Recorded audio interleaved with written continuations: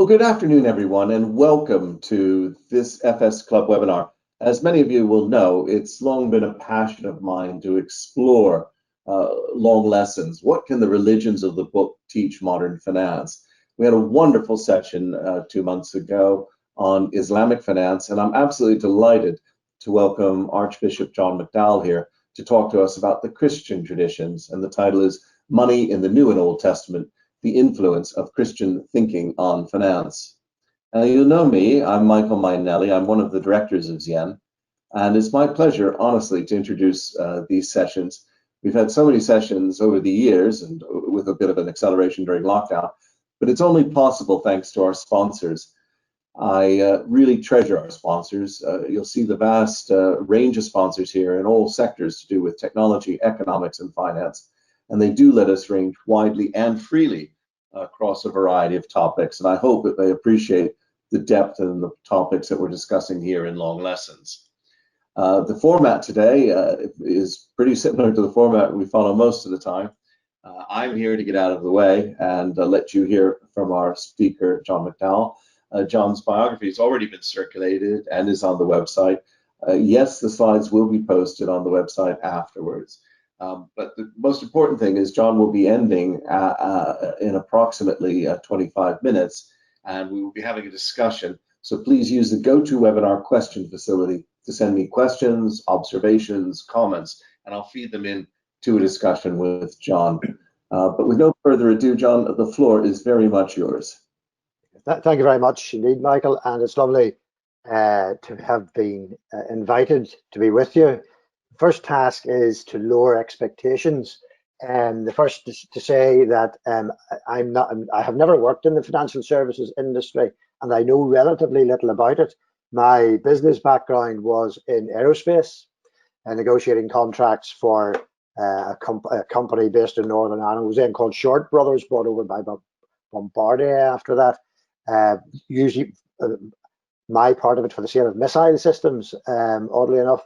And then I worked with the CBI as a political lobbyist, really, here in Northern Ireland in the 80s during the years of direct rule. So I'm not an expert in finance, and nor am I an academic theologian. I'm a bishop who served most of his time in terms of clerical orders as a parish clergyman. And then in the Church of Ireland, slightly different. The Church of England, we have an elective system, so I was elected as a bishop, and again, it's not a particularly financial role. And as I was thinking about this session, it struck me that in all my years in pastoral ministry, I mean, I had people who came to me with all sorts of problems in their marriages, problems with alcohol, problems with human sexuality, problems of all sorts. And I don't think I ever had anybody who came to me and said, I have a bad relationship with money.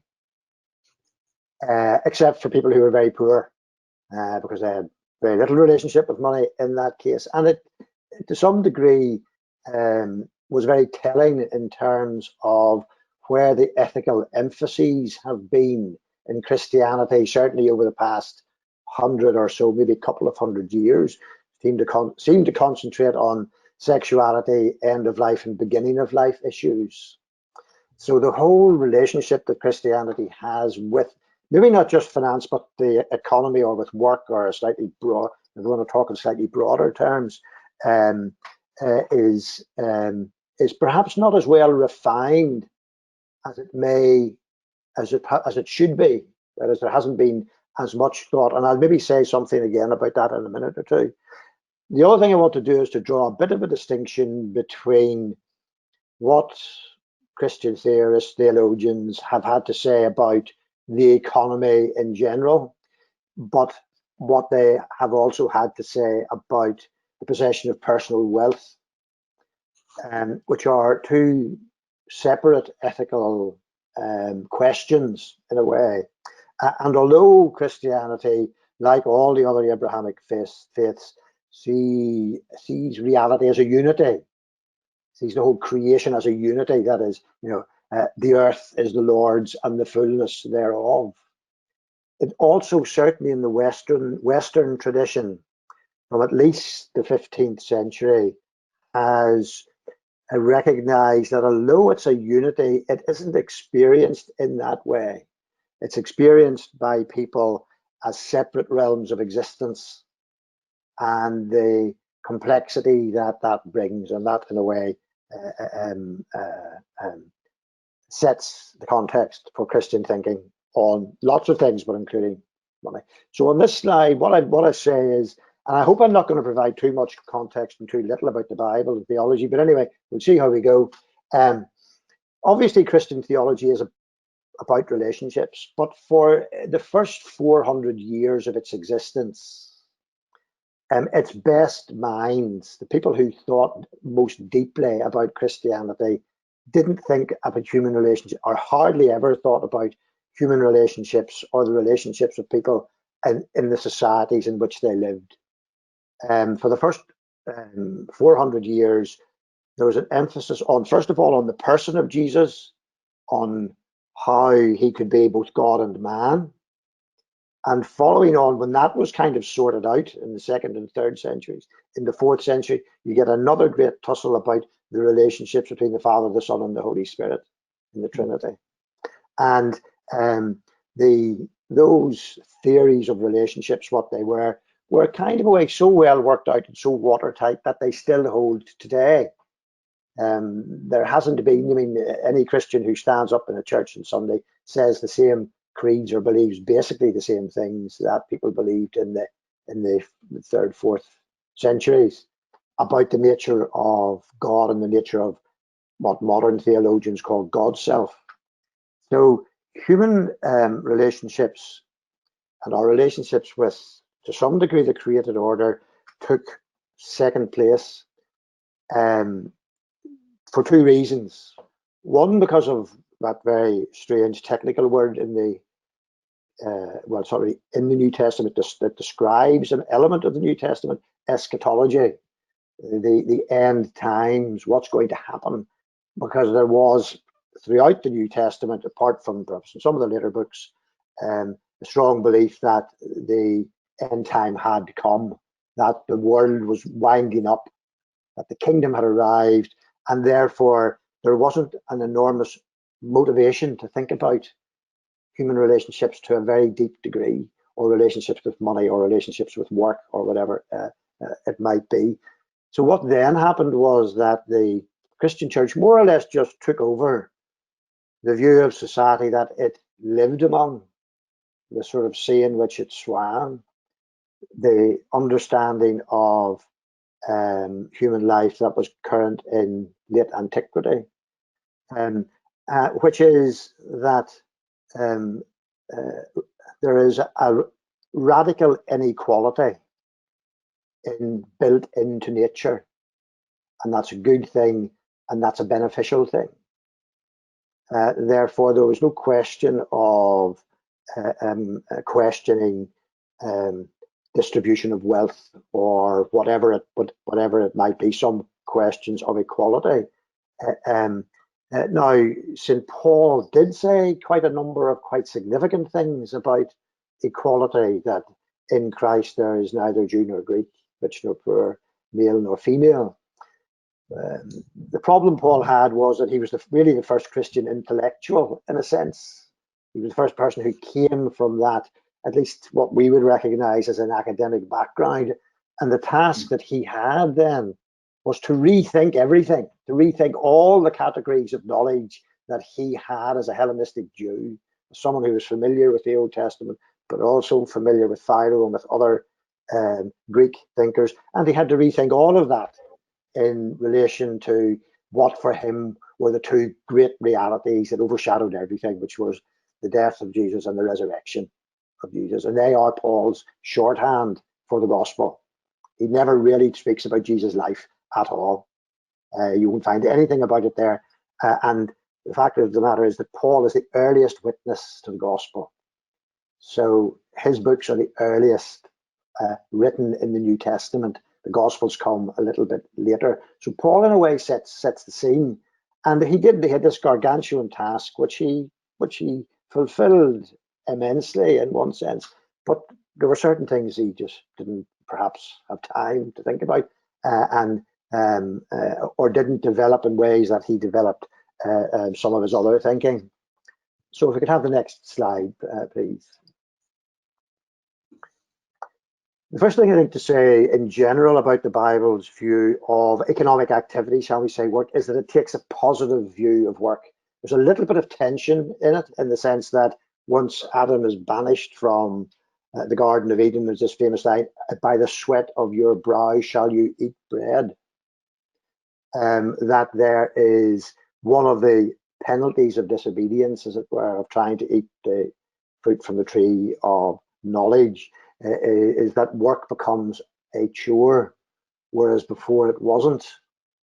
Now, I don't think very few people would accept that understanding of human evolution in any case, but the after effects of it are still felt. There's a very famous line from, I don't know if there's a short passage from the fifth book of Paradise Lost by Milton, when he describes his what it was like, what Adamic life was like, what it was like for those who before people got greedy, before they became self-centered, before the fall. And he talks about Adam, and he said that in himself was all his state, more solemn than the tedious pomp that waits on princes. Although man falls from that dignity, there still is in the Bible, in the Old Testament, a sense of the dignity of work that it has. Now, it gets overlaid from time to time with all sorts of things, all sorts of asceticism, but nevertheless, it's a constant witness in the Old Testament. And it's partly this business of, if you have to spend your whole day working, or the best part of your energy working, and you can't offer that to God, then what's the point? What's the point of offering him the things that you can only offer when you're tired from work? So there's an underlying sense of the dignity of wealth, and in the New Testament, or of work and of economic activity.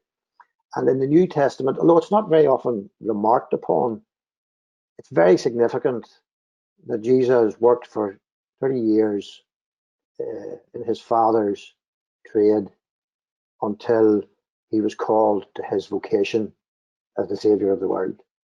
And another little passage in one of the books that he ate his bread in quietness, went about his own business and his own work. But sitting alongside that in the Old Testament are quite a number of texts particularly about finance, about lending. And we have those, the three principal ones: Exodus 22, Leviticus 25, Deuteronomy 23, 19 to 20. And they were taken up and they were seen because they deal specifically with money lending and with a Hebrew word that was, since the 16th century, was translated as usury, when that's not particularly what it meant. Usury being the excessive rate of interest being charged. It simply meant lending. Didn't necessarily mean it was an excessive rate. And what those three texts, in fact, seem to come down on is that, first of all, a Jew, a member of the nation of Israel, shouldn't lend to another Israelite with interest. But he is free to lend to goyim, to foreigners, to Gentiles. And that's simply, I think, because the Gentile presence in Israel at the time that these books were redacted, not written, but the time they were redacted, would have been commercial activity. So they weren't prevented from giving commercial loans. They were simply prevented from lending at interest to fellow Israelites. And there's a particular context to that. And context is everything, in a sense, in biblical interpretation. And the context is that those books were redacted, although they drew from much more ancient sources, but they were pretty certainly redacted after the exile from Babylon, when the Jews came back to re-establish Israel. And there was a kind of a wartime mentality where you have in those passages, for instance, someone who's stoned for collecting wood on the Sabbath, which seems like an excessive kind of a punishment, but it was part of the solidarity that Israel was seeking to engender. They had rediscovered the law, which was to turn them again from as it were, a beaten rabble, as it were, into a people. And part of that law was this idea of not lending at interest to who were other poor people, effectively, people who were trying to rebuild a society, a bit like after the Second World War. And the other, I suppose, and there are bits and pieces in the New Testament. The one, I suppose, it's best known as this golden rule, and look, that you should only do to others what you would want them to do to you. And what you wouldn't want them to do to you is to lend you money that was unreasonable, that had unreasonable charges attached to it. We can move to the next slide. Alongside that societal view of money, work, finance, economics, whatever you want to call it, there is this personal view. This is a little painting that I have up on the wall of my chapel here, which belonged to my late father-in-law, who was a parson, and il son alla tu tris carrila vai de Colombia. He went away very sad because he had great riches. And in the Gospels, the people, and I've slightly overstated in the words in that slide, but not isn't much of an overstatement that every person fears becoming poor. Jesus dreaded any person becoming rich. The rich who are mentioned in the Gospels, by and large, are in the outer circle. They're not close to Jesus. They're not the friends of Jesus. They can't accept what he says, and he very rarely explains why those sorts of things are. But the clear implication is because that they have their security in wealth and not in faith. They have their security in something other than in trusting God. Now, there are some examples of, there are rich women who go around with Jesus and who sustain him in his itinerant ministry, but they're also dependent people in some way on their husbands or on where they get their wealth. So there's this, I'm just trying to, I suppose, to draw up the fact that there is within ethical thinking in Christianity a difference between the general theory of economics and how that impacts on someone's personal faith and their relationship to God. And they're two quite, in a way, separate. They overlap a bit, but they're two quite separate ethical issues. I kind of got to jump forward because what I wanted to do was to kind of take a case study rather than to look, because it would be impossible to look at the whole history of Christianity and ethics. And probably the first Christian theologian who sat down and worked it out in a very methodical way that would be recognizably modern in a sense. Other medieval theologians like Aquinas had simply taken the patristic view and ruled out lending with interest to cure, as it were. Calvin in Geneva, and very famously Max Weber saw Calvin's understanding and Calvinist understanding as the beginning of capitalism in Europe, in a sense. Now, again, that would be revised because the great bankers in Europe at the time were the Fuggers, who were Catholic, and who didn't live where Calvin lived. Calvin lived in Geneva. He was one of the many refugees who went to Geneva. So it was an overcrowded city. It was an overcrowded city which had a fair amount of freedom to decide its own polity and how it worked, but it lived in a territory of Savoy, and the Dukes of Savoy more or less tried to starve people out of Geneva. So food was expensive, accommodation was scarce, and Calvin could see that the context in which the prohibitions in the Old Testament had been brought didn't apply anymore. I'll say a little bit more about that later. And he used another principle, and this is Calvin, who would be seen as kind of a biblical literalist in many ways, but he was very far from that. He had an extraordinarily nuanced view of the scriptures, and he could see that capital combined with labor performed a useful function where he was. It was a positive thing, and he had to take account of that. And he was one of the very few theologians, in his case a reformer, but it doesn't really matter, any theologian who wasn't a clergyman, wasn't a clergy person. He had taken minor orders in the Catholic Church when he was very small, but hadn't been ordained either deacon or priest. And therefore he had to ask himself, how can my whole life be given to God? How can what I do in the same way that a monk's life is given to God through the offices that they say and whatnot. So he developed a very positive theory of work and how it was an aspect of worship. However, he felt that particularly the desire for money was what he called morbidly inflamed. So it was a little bit like sexual passion, which is the other thing he identifies as morbidly inflamed, that it can take over your life, that it is extremely unruly, that it's very difficult to keep it down. I mean, you can only eat so much before you stop eating, because you can't eat anymore. You can only drink so much because you fall over. Whereas with sexual appetite and with money, the temptation was kind of endless.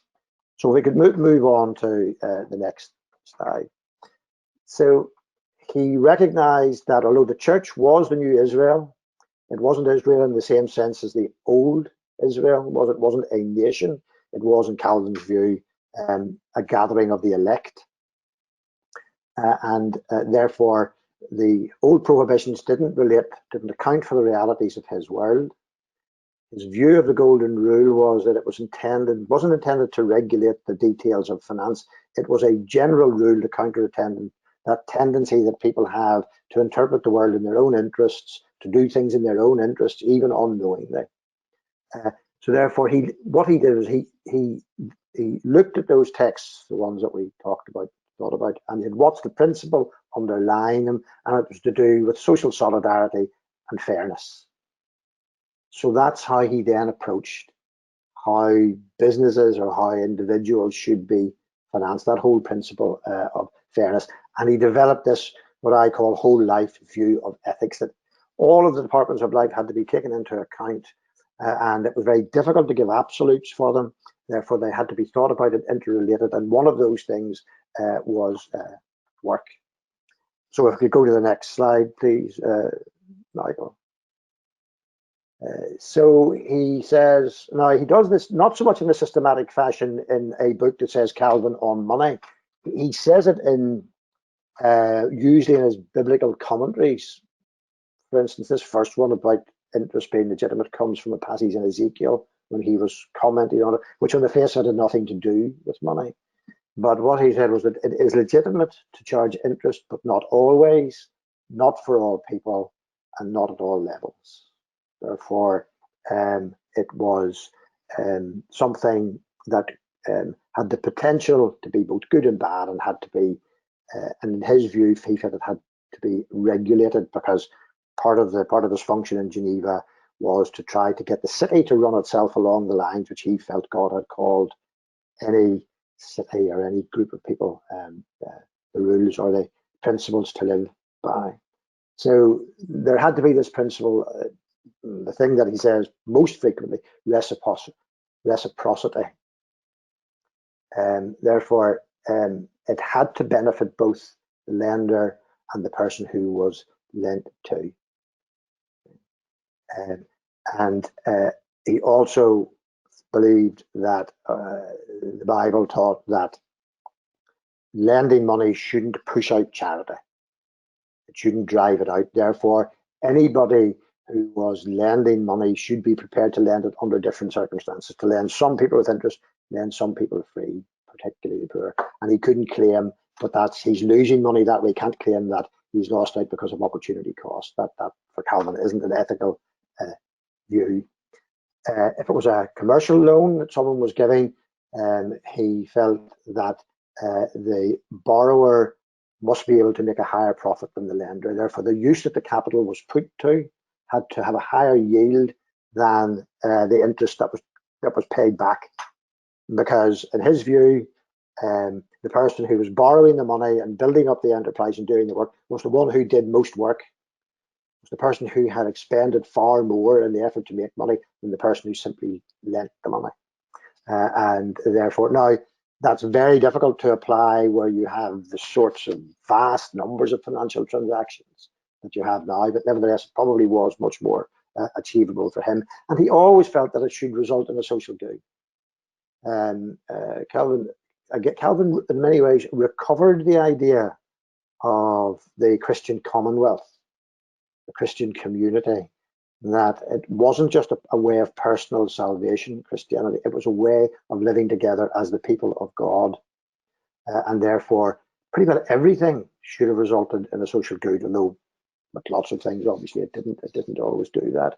If we could just go to the next slide, please, Michael. He was very, very clear that no one should make a profession out of lending money. His experience was, and that's a quotation from there, almost always thieves.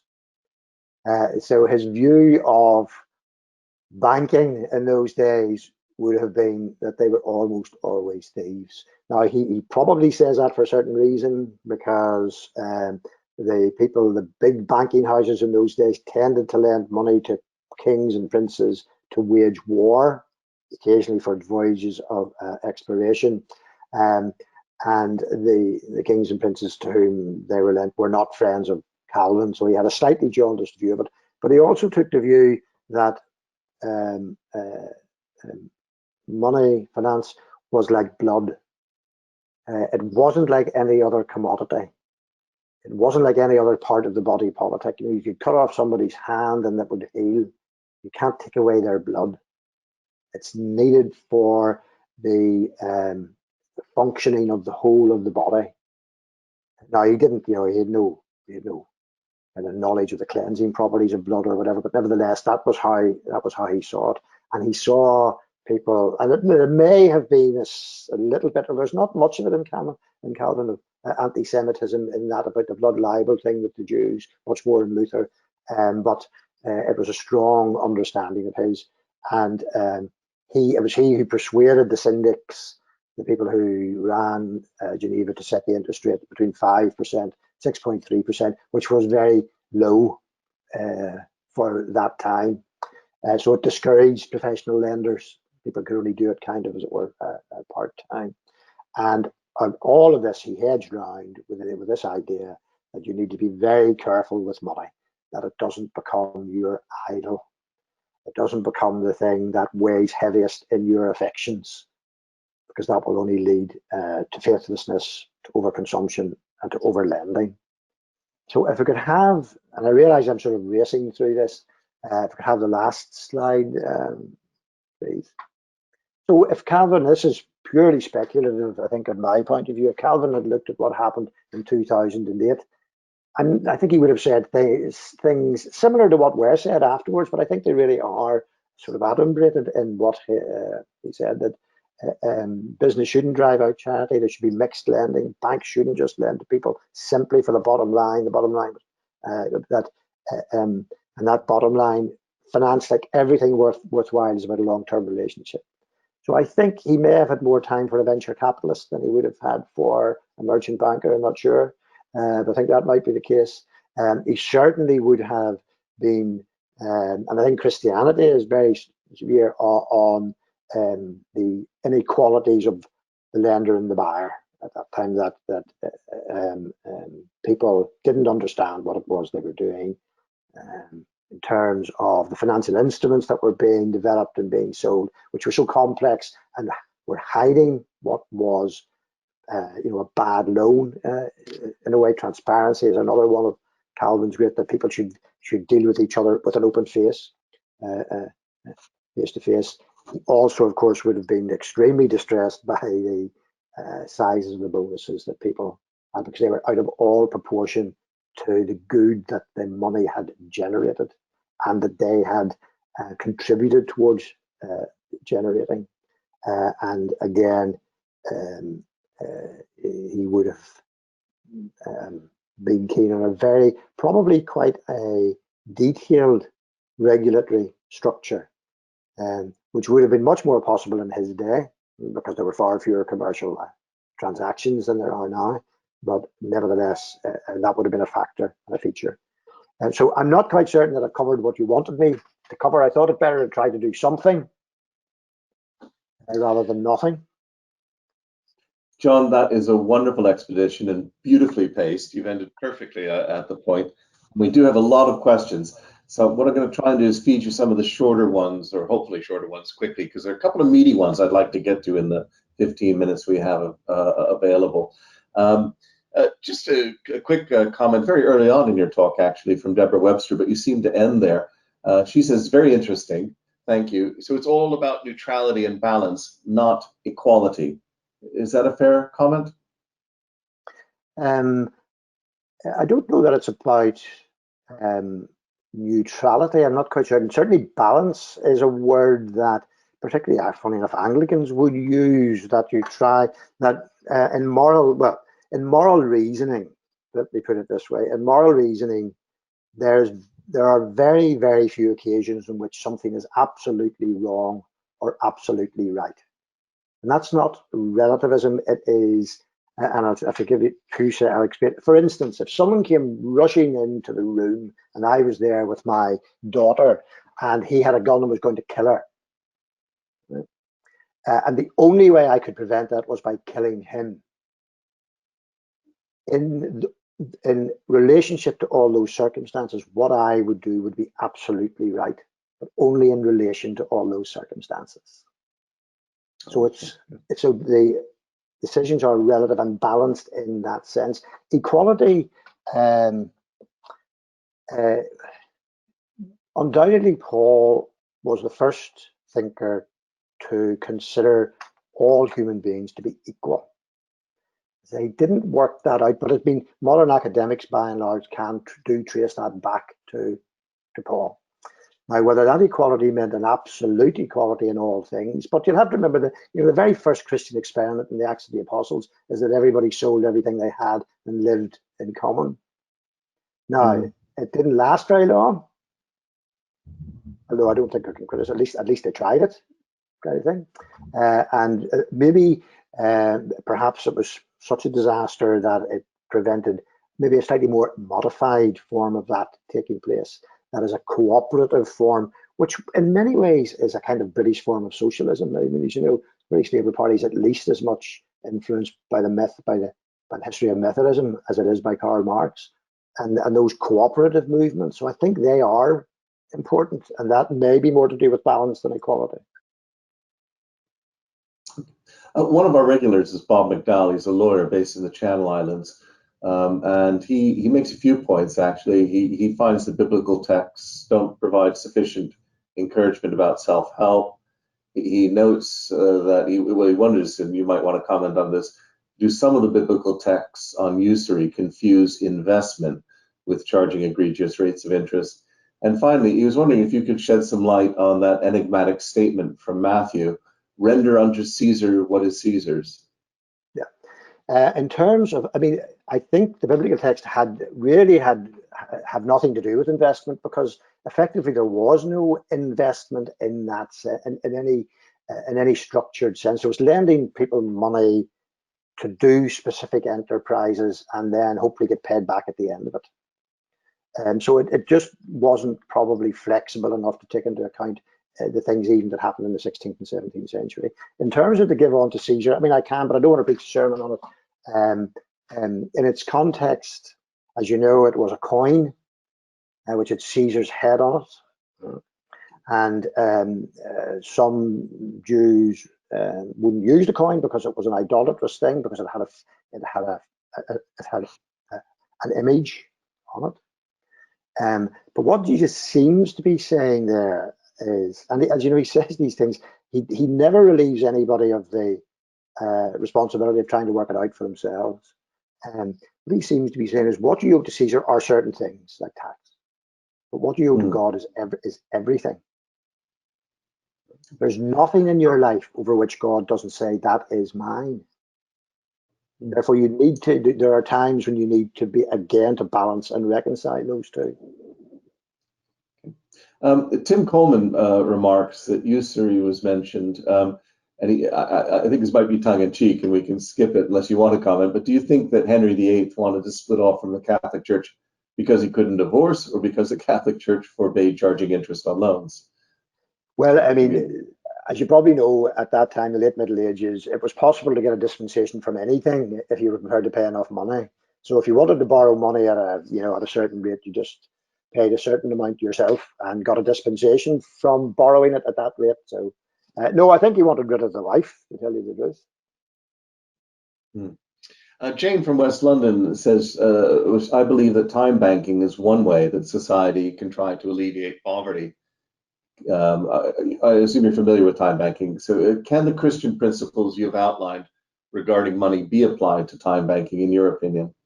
I'm not that familiar with it, so maybe you would say something about it, Michael. Yeah, it's the concept that basically instead of, there's an equality of time.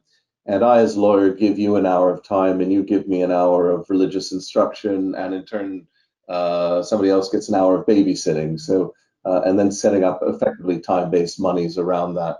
There are quite a few examples around. They've been around for, well, at least the last 200 years. Never really taken off at a grand scale, but some of the local ones are getting quite venerable and old. Yeah. Well, again, I think it sounds very, very like a kind of cooperative movement in finance or in any exchange of goods, which Christianity, I think, would endorse, because it seems to be based on principles of respect, reciprocity, particularly reciprocity. The problem is, as you say, with the numbers of transactions that now take place, sheer volume of economic transactions, lending transactions, how that can be done. But certainly, I'm sure, yeah, in poorer countries, it would be of value. Okay. Now, this is the audience has been really vibrant out here today, and I'm seeing our spelling problems galore, as it's tough to type into this question thing. This is probably the meatiest, though. And it revolves around a concept of principalism from medical ethics. You've probably come across it. So it's from Ian Harris in West London. In medical ethics, doctors are asked to think about 4 simple principles each time they have to help a patient make a decision. Autonomy, helping the patient to make their own decision as much as possible. Benefits, doing good stuff. This is good. Non-malfeasance, avoiding doing bad stuff. And justice, even-handed societally. My simplistic view is that finance people should deploy these principles when deploying financial advice and or providing finance to people. Does this accord with your understanding of Christian principles of finance, or does this model miss something in terms of Christian theology? No, it doesn't miss anything. I mean, I think because, as you know, I'd mentioned at the start that Christianity in the West recognizes a public realm and a private realm, although they interact. And in the public realm, Christianity doesn't expect any longer every ethical principle and every point of it to be applied. But what it does is it looks at something like that and says, certainly we have connections with that. We can see where that in many ways reflects what we believe. Now, a Christian view of lending would be probably, if it was wholly, thoroughly Christianized, it would be you should lend more than you could afford. And that's not going to go down in banking circles particularly well. But nevertheless, that's so we wouldn't expect that to be wholly taken over into the public realm, but we would certainly see what Ian was saying there as being a good way, yes. Now, David Pitt Watson says he's struck by the role of religion in the establishment of our financial institutions. For example, the first pension fund and the first savings banks by Scottish clergymen. Other financial networks also center around faith. I wonder if that has something to tell us about how to get the finance industry to work well. But does religion seem absent today, in your opinion? And I would add to that, there's another comment here, really from Joseph Robertson saying, Your Grace, looking at the passages you quote from the Old Testament, these seem to relate to lending to and perhaps taking care of the poor, as may be argued is the case with payday loan companies. Do you think that's what the Old Testament was trying to argue? And of course, we have Justin Welby's rather famous intervention a few years ago on payday lending. So some thoughts on that? Yeah, well, I mean, what the Old Testament said, that you should lend to the poor at no interest. You should not charge interest to the poor. And that you should, as it were, factor that into the other commercial lending you're doing so that your commercial lending isn't driving out charity, I think, in a sense. Yeah. Sorry, what was the first part of the question again? There, Michael. Sorry, I missed the. It was about the role of religious communities. Oh yeah, well, yeah, and they did, because they were one of the few organised bodies at the time. Labour wasn't organised, capital wasn't particularly organised, so they were able to. But very soon, as with education, it becomes professionalised and moves out. Although the churches have kept a much stronger influence on education than on finance. Yeah, I remember having a look at Quakerism about a decade ago and some of the early origins there, but it was difficult to disentangle the community aspects of family and interrelationships from the religious aspects. They were sort of both part of it. Yeah. Just a really interesting question from Deborah again. Using this thinking, what would be the advice for creating a fair exchange for data? We've got this big business model out there where all the various companies are using our data effectively for free and saying, yeah, but we're getting stuff back. And she continues, just thinking about the current business model of most tech platforms vis-a-vis the use and value of data and insights from the data. How would we have a fair exchange? That's why I'm really pleased we have a commercial cleric here. Oh well, I mean, I think possibly, certainly, if someone's going to use your data for their financial benefit, then you should also benefit from it. And whether, of course, very difficult to do that very precisely, but whether there should be some, data payment that is given to everybody every year, depending on certain factors, on how they've allowed their data to be shared, and then which would obviously be a kind of a levy on the data processing, the people who are using the data.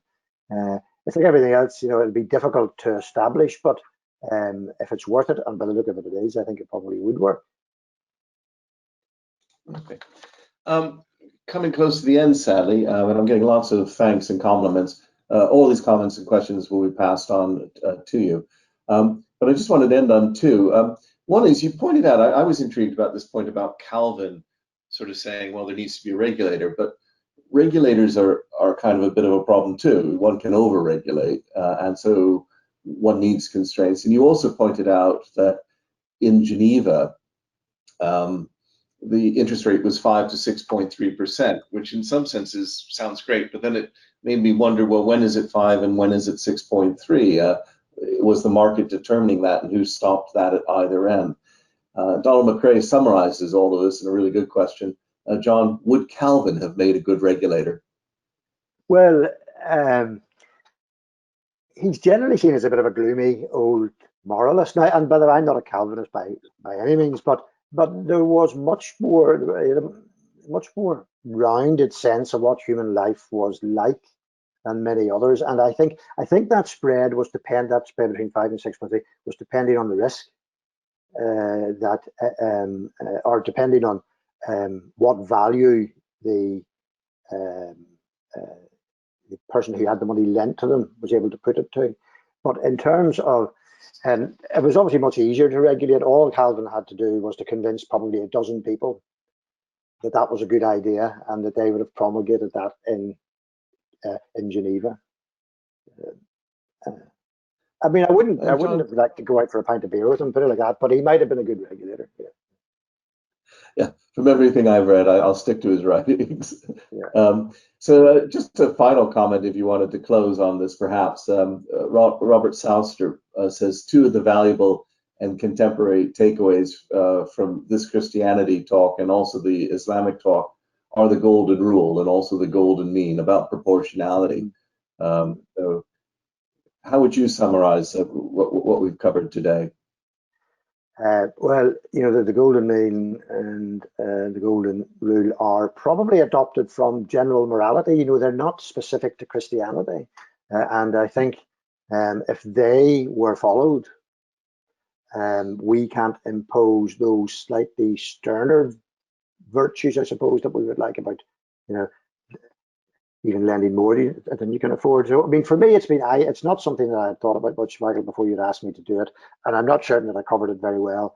But it was interesting for me to begin to think about, especially as we're just about to try to restructure a very unbalanced economy here in Northern Ireland, to say the least, and about how that can be brought forward. Sean, that's fantastic. If you could just hold for a second, I've got 3 rounds of thanks to give. First, as ever, thanks to our sponsors. I think I say most admiringly, I think it speaks to their values that they support us covering these elements of faith and ethics in finance.